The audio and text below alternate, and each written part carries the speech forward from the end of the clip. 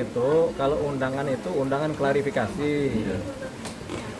Laporannya sifatnya laporan informasi, bukan laporan polisi.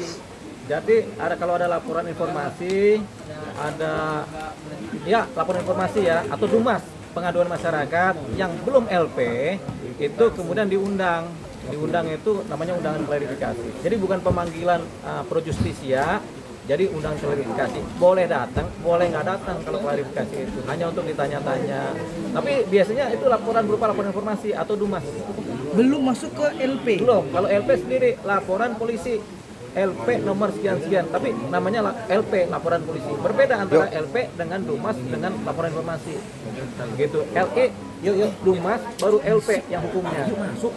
Kalau pro justisia itu LP, kalau yang masih LE, laporan informasi maupun DUMAS itu belum. Itu masih ada informasi, polisi menelaah benar tidak nih informasi begitu. Nah, makanya disebut undangan. Undangan apa? Undangan klarifikasi. Nah, LP juga begitu. Kadang-kadang LP itu polisi walaupun ada LP, sudah ada bukti, polisi belum berani juga bikin langsung panggilan pro justisia.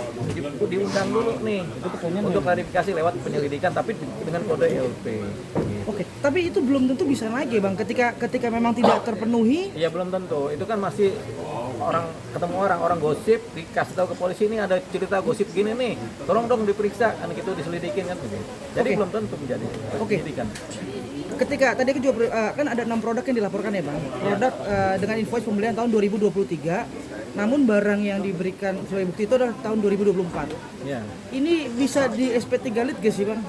Dalam artian memang cukup rumit karena kan istilah kata belinya Kijang Kapsul dikasih bukti Kijang Innova gitu Bang. Ya itu kan barang bukti udah berbeda. Jadi namanya barang bukti bodong kan. Begitu. Jadi kalau kita membeli produk A 2023, ya produk A ini yang kita pakai, ini yang kita jadikan barang bukti. Tapi kalau barang bukti yang lain ya berarti udah nggak punya nilai.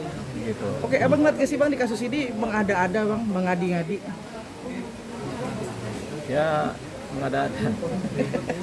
Tapi gini Bang, ini sorry Bang kita ngomongin soal ini kan sekarang di kasus yang seksi ini ya kata orang ya, malah saling menjatuhkan para sejawat-sejawat.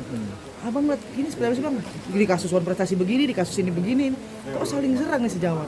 Sejawat ini siapa nih?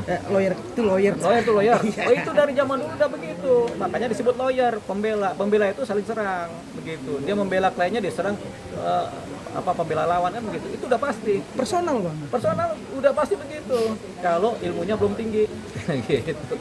Tapi secara etik sebenarnya harus. Secara etik nggak boleh. Ada nemuin? Udah.